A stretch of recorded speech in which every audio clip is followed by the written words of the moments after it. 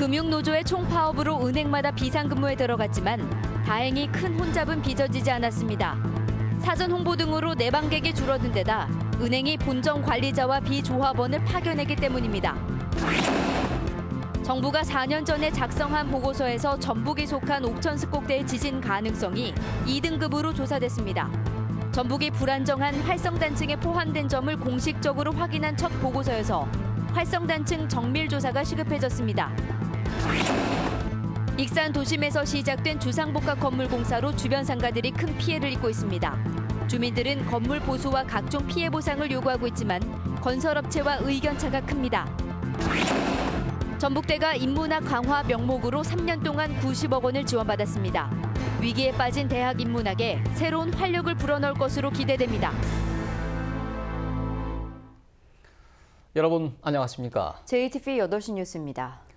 오늘 하루 금융노조가 총파업을 하면서 도내 은행들도 비상근무를 실시했습니다.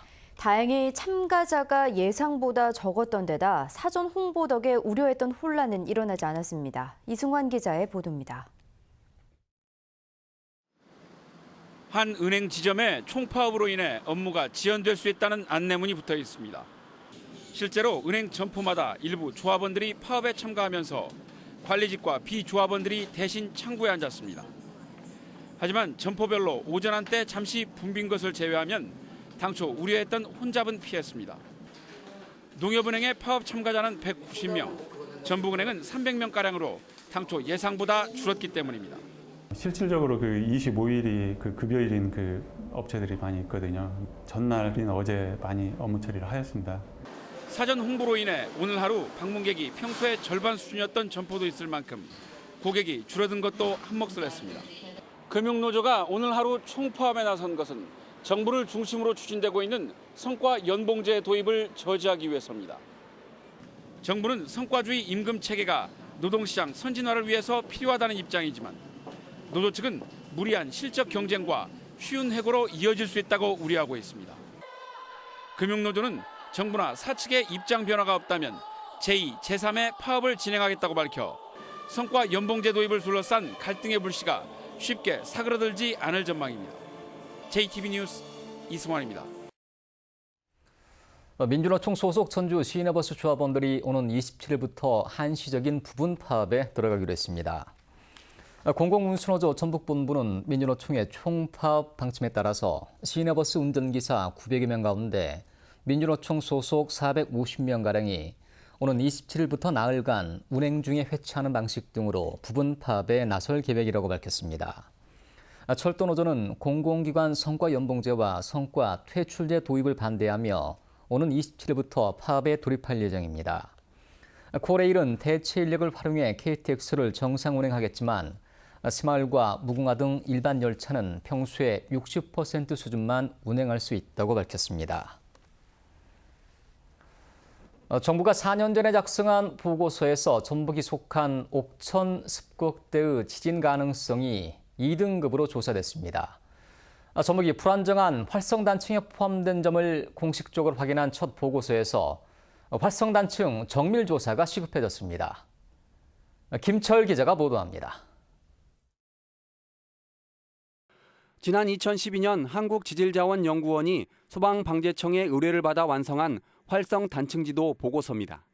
이번에 지진이 발생한 경주의 양산 단층대는 지진 발생 가능성이 큰 1등급, 전라북도가 속한 옥천 습곡대는 2등급으로 분류했습니다.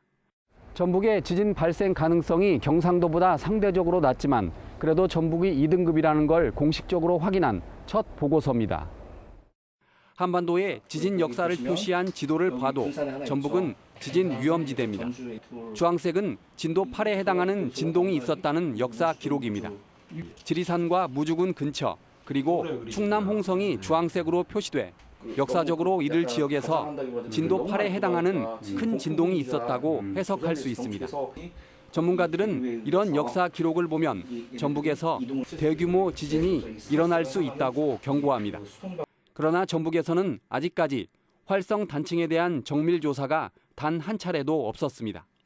학계는 호남 지역의 활성 단층으로 알려진 전주 단층과 정읍 단층, 목포 단층 등에 대한 정밀 조사가 시급하다고 주장합니다. 현재까지는 어떤 근거가 없어서 예산들이 책정이 안 됐던 거죠. 그래서 이런 활성단층에 대한 조사가 잘 된다고 한다면 예산을 확보하는 데 있어서도 큰 도움이 될 것이라고 생각됩니다. 호남 지역의 활성단층 정밀조사를 계속 미루면 지진에 대응하는 예산 확보와 매뉴얼 개발도 뒤처질 수밖에 없습니다. JTB 뉴스 김철우입니다. 태풍과 지진 등 각종 자연 재난에 대비한 전북의 자연재해구호기금 적립액이 다른 지역보다 크게 적어서 기금 증액이 시급한 것으로 나타났습니다. 국회 안전행정위원회 소속 새누리당 장제원 의원이 국민안전처의 자료를 분석한 결과 지난해 전북의 재해구호기금 적립액은 177억 원으로 전국 17개 시도 가운데 강원, 충북에 이어 세 번째로 적었습니다. 적립액이 가장 많은 곳은 서울로 2,720억 원이었고 경기 1,724억 원, 부산은 1,251억 원입니다. 도심에서 시작된 주상 복합 건물 공사로 주변 상가들이 큰 피해를 입고 있습니다. 주민들은 건물 보수와 각종 피해 보상을 요구하고 있는데 건설업체와 이견차가 심해서 갈등이 커지고 있습니다. 정원희 기자입니다. 건물 바닥이 쩍쩍 갈라지고 벽면 아래에는 구멍이 뚫렸습니다. 2층 가정집 벽면 역시 곳곳에 금이 가고 천장에는 물이 샌 흔적이 가득합니다. 다른 건물들에서도 누수 등 피해가 잇따르고 있습니다. 올해 초 인근에서 지하 1층, 지상 20층 규모의 주상 복합 건물 터파기 공사가 시작되면서 벌어진 일입니다. 저뿐만 아니라 다 불안해해요. 언제 또 어떻게 될지 모르고 그러니까 항상 어떻게 보면 폭탄을 안고 이렇게 거주를 한다라고 생각하시면 될 것 같아요.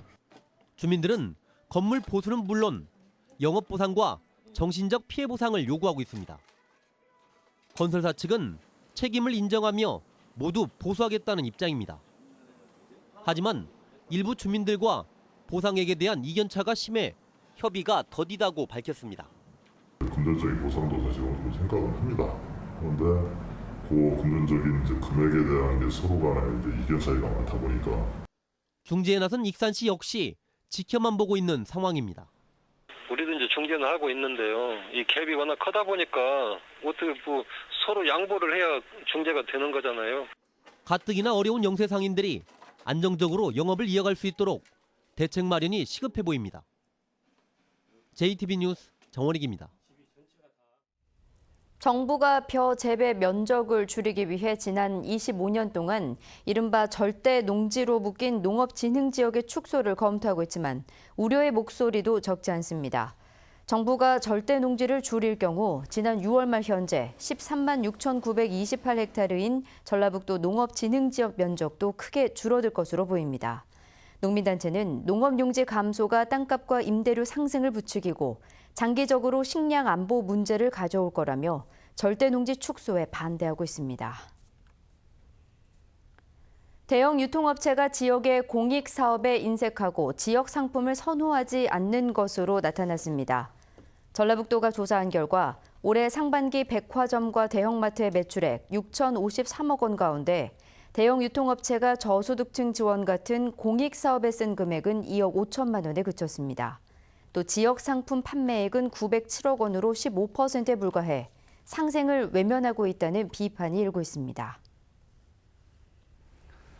요즘 인문학이 위기라는 얘기 많이 들어보셨죠? 전북대가 인문학에 새로운 활력을 불어넣는 사업을 시작했습니다. 기초학문 육성이라는 국립대 본연의 기능을 되찾을 수 있을지 관심을 모으고 있습니다. 조창현 기자가 보도합니다. 정부의 대학 구조조정의 핵심은 정원 감축과 이공계 강화입니다. 역대 최대 규모의 대학 재정 지원 사업인 프라임 사업도 이공계 육성에 초점이 맞춰졌습니다. 정원 감축은 취업률 등 평가 지표를 통해 이루어지다 보니 인문 사회 계열이 대상이 될 수밖에 없었습니다. 실제로 전북대는 1년 새 비이공계 정원이 100명 넘게 줄었고 사립대는 인문계열 정원을 절반 이상 감축했습니다. 대학이 기초학문 보호라는 책무가 기본이 되는 곳인데 그동안 너무 취업 중심으로만 포커스가 맞춰지다 보니까 좀 아쉽다 하는 비판의 목소리도 좀 있었습니다. 하나, 둘, 셋. 전북대가 인문 역량 강화 사업을 전담할 코어 사업 추진단을 발족시켰습니다.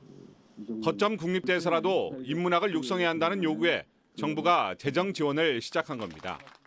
인문대의 어문학 중심의 교과 과정을 지역학 위주로 개편하고 상대, 공대 등과 연계해 새로운 인문 기반 융합 전공 과정을 개설하기로 했습니다. 인문학 부분이 모든 학문의 기본이 되는 거잖아요. 그래서 이것을 튼튼하게 하지 않으면 사실은 이런 변화무쌍한 세계에 제대로 대응할 수 있는 인재들을 키워낼 수 없는 거죠. 그런 의미에서 이제 정부도 인문학의 필요성 이런 것들을 조금 인정하게 된 것이라고 할 수 있겠죠. 인문학도로서 상대적 박탈감이 좀 있었는데 이번 코어 사업을 통해서 인문학의 발전과 그리고 취업률도 향상될 수 있을 거라는 기대를 좀 하고 있습니다. 전북대는 3년간 90억 원을 인문 역량 강화 사업비로 지원받는데 전국 16개 대학 가운데 가장 큰 규모입니다. 3년간 한시적으로 진행되는 코어 사업이 종료되고 나면 오히려 인문학이 더 황폐화될 수 있다는 우려도 제기되고 있는 만큼 대학 차원에서 이 사업을 계기로 인문학 부흥을 위한 장기적인 전략 마련이 필요하다는 의견도 제기되고 있습니다. JTB 뉴스 조창인입니다. 주변 반경 1km 안에 성범죄자가 거주하고 있는 학교는 전체의 44%에 이르는 것으로 나타났습니다. 교육부가 국회에 제출한 자료를 보면 전북의 학교 10곳 중 4곳에 반경 1km 안에 성범죄자가 1명 이상 거주하는 것으로 조사됐습니다. 이 가운데 11%의 학교 주변엔 성범죄자가 5명 이상 사는 것으로 조사돼 사법당국의 예방활동 강화가 시급해 보입니다. 전북 혁신도시 기관들이 수도권의 청사를 전북으로 옮기는 과정에서 부동산 매각으로 큰 수익을 남긴 것으로 나타났습니다. 국민의당 정동영 의원과 경실련이 부동산 매각 현황을 집계한 결과 국립원예특작과학원은 지난 2012년 수원의 청사를 팔아 3천억 원의 수익을, 국립축산과학원은 2,023억 원을, 국립식량과학원은 1,122억 원의 수익을 남겼습니다.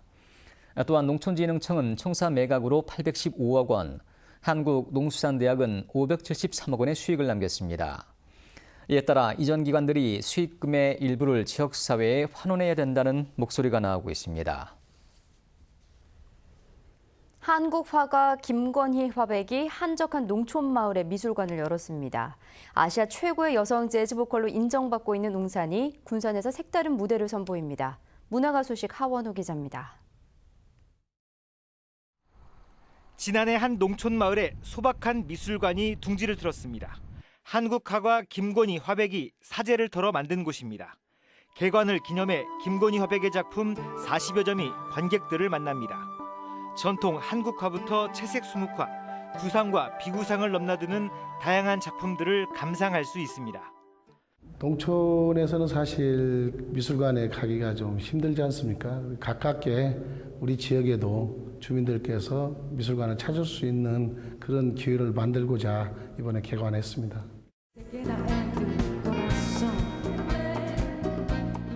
아시아 최고의 재즈 보컬로 평가받고 있는 가수 웅산이 군산에서 공연을 엽니다.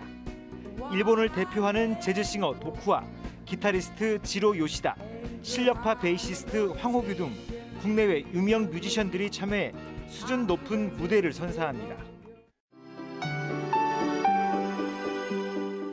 여러 장의 아크릴판을 덧대 만든 조각품은 보는 방향에 따라 다양한 형상을 보여줍니다.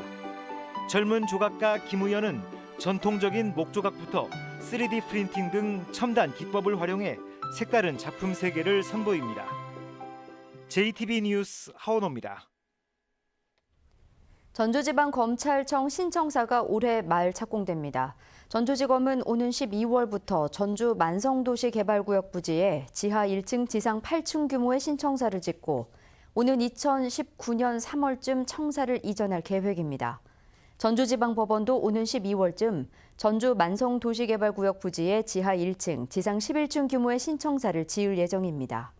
검찰과 법원 청사가 완공되면 사무공간과 법정 부족 문제가 해결되고 비좁은 주차장으로 인한 민원인들의 불편도 해소될 것으로 기대됩니다. 전주시가 다음 달부터 장애인 콜택시를 추가로 운행합니다. 전주시는 다음 달부터 장애인 콜택시 8대를 추가로 도입해 모두 40세대를 운행한다고 밝혔습니다. 장애인 콜택시는 1, 2급 장애인 등이 이용할 수 있고 이용하기 하루 전까지 예약을 신청하면 됩니다. 올 들어 부진을 면하지 못해온 전북 지역의 수출 감소세가 크게 호전된 것으로 나타났습니다. 한국무역협회 전북본부에 따르면 지난달 도내 수출액은 5억 300만 달러로 지난 3월 이후 5달 만에 5억 달러대로 진입했으며 전년 동월 대비 감소폭도 1.3%에 그쳐 넉 달 연속 이어진 30% 안팎의 하락폭이 크게 줄었습니다. 무역협회는 수출 하락을 주도해온 자동차와 자동차 부품의 수출 감소세가 크게 완화되거나 상승 반전하고 나머지 품목도 고른 성장세를 보이면서 실적이 개선됐다고 설명했습니다. 정부로부터 예비 타당성 조사를 받는 전북의 5개 대형 사업 가운데 탄소산업 클러스터를 제외한 4개 사업은 올해 결과가 나오기 힘들 것으로 보입니다. 전라북도는 탄소산업 클러스터의 예비 타당성 조사 결과가 국회 예산심의 확정 이전에 나오지만 안전보호 융복합 제품산업과 소리창조 클러스터, 새만금 수목원, 그리고 식생활 교육연구센터 건립 결과는 내년 이후로 내다봤습니다. 이들 4개 사업의 예비 타당성 결과가 늦으면 내년도 예산 반영이 어렵기 때문에 사업도 크게 늦어질 것으로 보입니다. 전주지법 형사 4단독은 보복 운전을 한 혐의로 기소된 55살 전모 씨에게 징역 4개월의 집행유예 1년을 선고하고 사회봉사 80시간을 명령했습니다. 전 씨는 지난 3월 김제시 공덕교차로 부근 도로에서 화물차 앞으로 갑자기 끼어들었다가 상대 운전자가 상향등을 켜며 항의하자 차선을 바꿔가며 3차례에 걸쳐 급제동을 거는 등 다른 운전자를 위협한 혐의로 기소됐습니다. 군산경찰서는 자신들이 일하는 회사에서 돼지고기를 빼돌린 혐의로 본부장 37살 이모 씨를 구속하고 영업부장 42살 윤모 씨 등 5명에 대해 구속영장을 신청했습니다. 이들은 지난해 3월부터 최근까지 전산 시스템을 조작해 군산의 식품회사 저장 창고에 있던 돼지고기 17억 원어치를 훔쳐 정육점 등에 40%가량 싸게 판매한 혐의입니다. 전북은 오늘 완주 28.1도, 전주 27도 등 어제보다 조금 높았습니다. 주말인 내일은 대체로 맑겠습니다. 아침에는 안개가 끼는 곳이 있겠습니다. 내일 아침 최저기온은 11도에서 16도, 낮 최고기온은 25도에서 28도가 예상됩니다. 일요일인 모레도 대체로 맑겠고 낮 기온이 28도까지 오르겠습니다. 전주기상지청은 다음 주 화요일부터 기압골의 영향으로 비가 올 것으로 내다봤습니다.